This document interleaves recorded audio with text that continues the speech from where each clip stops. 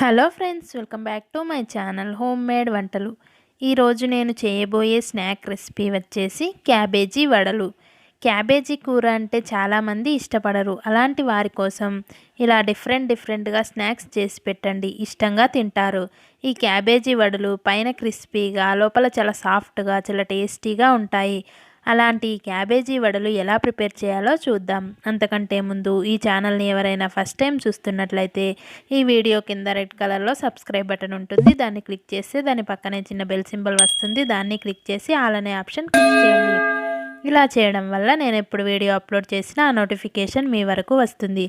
అలా నా వీడియోస్ అన్నీ మిస్ అవ్వకుండా చూడొచ్చు. ఇక ఇప్పుడు వీడియోలోకి వెళ్ళిపోదాం. ముందుగా క్యాబేజీని ఇలా పొడవుగా కట్ చేసుకోవాలి. ఇక్కడ నేను ఒక పావు కేజీ తీసుకున్నాను. ఇలా పొడవుగా కట్ చేసుకున్న తర్వాత ఇప్పుడు దీన్ని ఒక బౌల్లో వేసి కొద్దిగా వాటర్ పోసి ఉడికించాలి. క్యాబేజీని పూర్తిగా ఉడికించకూడదు, 50% అంటే సగం ఉడికించితే సరిపోతుంది. తర్వాత ఒక 4 గంటల పాటు నానబెట్టుకున్న శనగలను తీసుకోవాలి. ఇందులో నుంచి కొద్దిగా పక్కకు తీసుకోవాలి. ఈ మిగిలిన అన్నింటినీ మిక్సీ జార్లోకి తీసుకొని కచ్చాపచ్చిగా గ్రైండ్ చేసుకోవాలి. ఇందులో కొద్దిగా సాల్ట్ వేసుకొని గ్రైండ్ చేసుకోవాలి. ఇలా గ్రైండ్ చేసుకొని పక్కన ఉంచుకోవాలి. ఇప్పుడు క్యాబేజీ ఉడికిందో లేదో చెక్ చేసుకుందాం. ఇలా సగం వరకు ఉడికితే సరిపోతుంది. ఇప్పుడు ఈ క్యాబేజీని స్టెయినర్లో వడపోసుకోవాలి.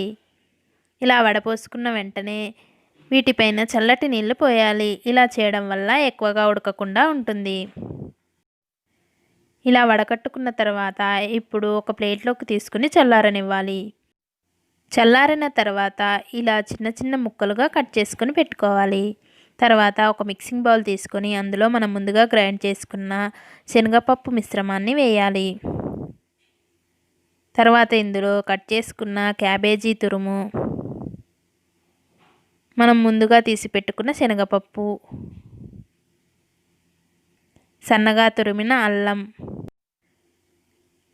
కొద్దిగా పుదీనా, సన్నగా తరిగిన పచ్చిమిర్చి, కరివేపాకు, కొత్తిమీరను వేయాలి.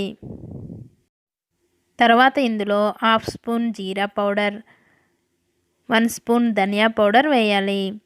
తర్వాత రుచికి సరిపడా సాల్ట్ వేసుకోవాలి. తర్వాత ఇందులో బైండింగ్ కోసం ఒక 2 టేబుల్ స్పూన్ల బియ్యం పిండిని యాడ్ చేసుకోవాలి.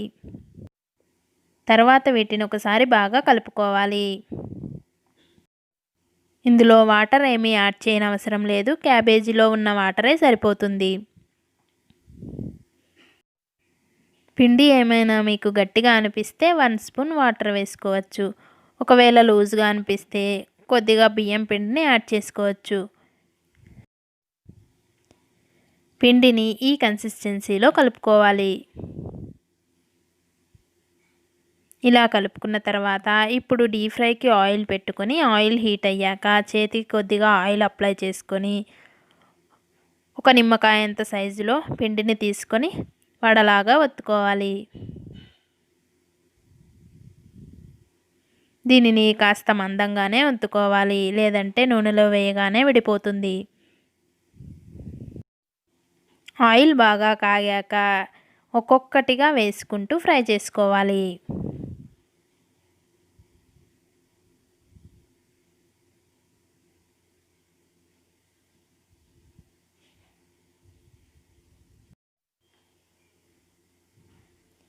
ఇలా ఆయిల్లో పట్టినన్ని వేసుకున్న తర్వాత 1 నిమిషం పాటు అలా వదిలేయాలి. తర్వాత నెమ్మదిగా గరిటెతో రెండో వైపు తిప్పుకోవాలి. ఇలా అటు ఇటు తిప్పుకుంటూ మంచి గోల్డెన్ బ్రౌన్ కలర్ వచ్చే వరకు ఫ్రై చేసుకోవాలి. వీటిని ఫ్రై చేసేటప్పుడు మంటను మీడియం ఫ్లేమ్లో పెట్టుకొని మాత్రమే ఫ్రై చేసుకోవాలి. ఒకవేళ హై ఫ్లేమ్లో పెడితే పైన కలర్ తొందరగా వస్తుంది, కానీ లోపల ఉడకవు. ఇలా మంచి కలర్ వచ్చిన తర్వాత వీటిని ఒక బౌల్లోకి తీసుకోవాలి. ఈ విధంగానే మిగతా అన్నింటినీ చేసుకోవాలి. ఫ్రెండ్స్, చూశారుగా క్యాబేజీ వడలు ఎలా ప్రిపేర్ చేశామో. మీరు కూడా ట్రై చేసి ఎలా వచ్చిందనేది నా కామెంట్ సెక్షన్లో షేర్ చేయండి. ఈ వీడియో నచ్చితే లైక్ చేయండి, షేర్ చేయండి. అలాగే ఇలాంటి మరిన్ని రెసిపీస్ కోసం నా ఛానల్ని సబ్స్క్రైబ్ చేయడం మాత్రం మర్చిపోకండి. ఈ క్యాబేజీ వడల్ని అల్లం చట్నీతో కానీ లేదా టమాటా సాస్తో కానీ ట్రై చేయండి, చాలా బాగుంటాయి.